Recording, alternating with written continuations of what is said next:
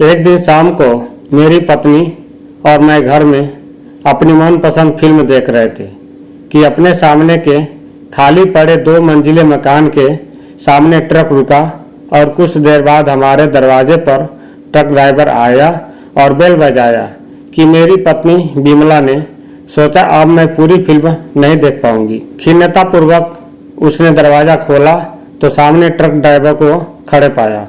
वह कह रहा था सामने जब रोहित साहब आ जाएं तो उन्हें कह दीजिएगा मैं कल आकर किराया ले जाऊंगा। वह कुछ कह नहीं पाई, इससे पहले वह चला गया। मैं अभी टीवी देख ही रहा था कि शाम को सामने वाले घर पर टैक्सी रुकते देख मैं समझ गया कि वे लोग पहुंच गए हैं। घंटे भर में नमकीन पूरी और आलू मटर की सब्जी बनाकर टिफिन में पैक कर के मेरी पत्नी और मैं साथ साथ सामने वाले घर पहुंचे। कॉल बेल बजाने पर 6 साल की बच्ची ने दरवाज़ा खोला। तब तक रोहित जी अपनी पत्नी सहित वहीं आ पहुंचे। मैंने बताया कि मैं सामने के मकान में रहता हूं। रोहित जी और उनकी पत्नी ने नमस्कार किया और बताया कि उनका कानपुर से दिल्ली स्थानांतरण हुआ है। सफ़र से थकी हुई है, घर भी व्यवस्थित करना है और बच्चे भूखे हैं।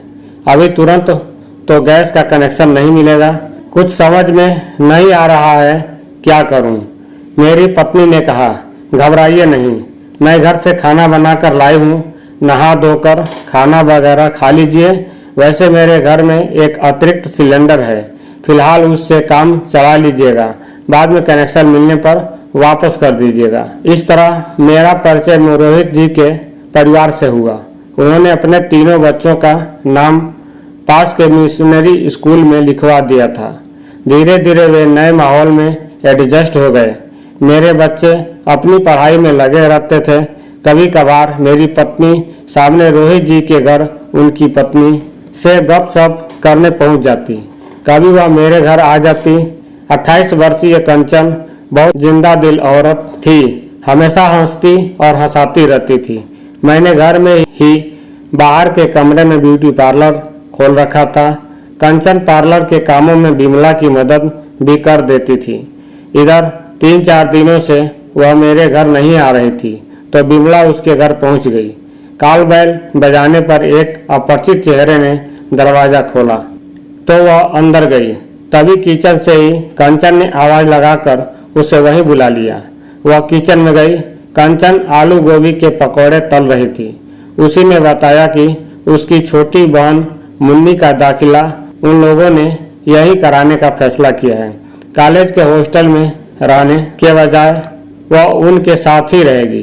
कंचन का अब पार्लर या मेरे घर आना बहुत कम हो गया था। अब वह बहन, बच्चे और पति की तीमारदारी में ही लगी रहती। कभी घर आती भी तो अपनी बहन मुन्नी को फेशियल या हेयर कटिंग कराने। बिमला उससे कहती कंचन कभी अपनी तरफ भी ध्यान दिया करो। अपने चिरपरिचित हंसौड़े अंदाज में वह कहती मुझे कौन सा किसी को दिखाना है, मुन्नी को कॉलेज जाना पड़ता है, इसे ही ब्यूटी ट्रीटमेंट दीजिए। मुन्नी नाम के ही अनुरूप खूबसूरत भी थी। गोरी, लंबी, सुराहीदार गर्दन और छरहरा बदन। उसके जिस्म पर पाश्चात्य पोशाकें भी बहुत खुलती थीं। दिन बीतते गए। बिमला अपने घर और पार्लर में व्यस्त थी। कंचन का आना बिल्कुल खत्म हो गया था।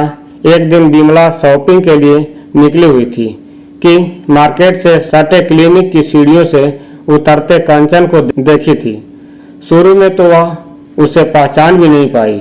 कभी गदराए जिस्म वाली कंचन सिर्फ हड्डियों का ढांचा नजर आ रही थी। जब तक वह उस तक पहुंचती उसकी टैक्सी दूर निकल गई थी। शाम को उसने उसके घर जाने का निश्चय किया। वह उसके घर गई तो उसे देखकर उसे प्रसन्नता नहीं हुई। वह दरवाजे पर ही खड़ी रही तो मेरी पत्नी बिमला ने कहा क्या अंदर नहीं बुलाओगी? हिचकते हुए वह दरवाजे से हट गई। बिमला अंदर घुसी ही थी कि रोहित और मुन्नी की सम्मिलित हंसी सुनाई दी। कंचन खींचते हुए बिमला को अपने कमरे में ले गई। बिमला ने ही शुरुआत की। सच सच बताना कंचन, क्या बात है? जोर देने पर जैसे रुका हुआ बांध टूट पड़ा। उसने कहा दीदी आपने सही कहा था, मुझे खुद पर भी ध्यान देना चाहिए था। मैंने कभी जिस बात की कल्पना भी नहीं की थी वह हुआ। मुन्नी और रोहित में नाजायज संबंध हो गया है। मैं जब मुन्नी को वापस भेजने की बात करती हूँ तो मुन्नी तो कुछ नहीं कहती, पर रोहित मुझे मानसिक और शारीरिक दोनों रूप से प्रताड़ित करते हैं। कहते हैं मुन्नी नहीं जाएगी, तुम्हें जहाँ जाना हो जाओ।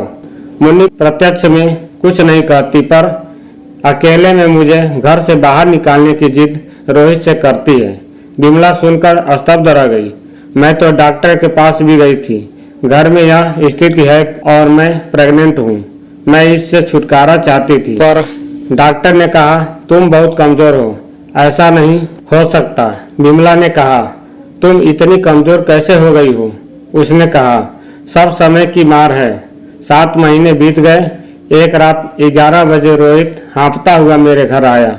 उसने बताया कंचन को ब्लीडिंग हो रही है, वह तड़प रही है, उसे हॉस्पिटल ले जाना है, प्लीज अपनी गाड़ी दीजिएगा। यह सुनते ही हम दोनों आनन फानन उसे गाड़ी पर लाद कर साथ ही अस्पताल पहुंचे। तुरंत उसे आईसीयू में भर्ती किया गया। सिजेरियन द्वारा उसने एक पुत्री को जन्म दिया।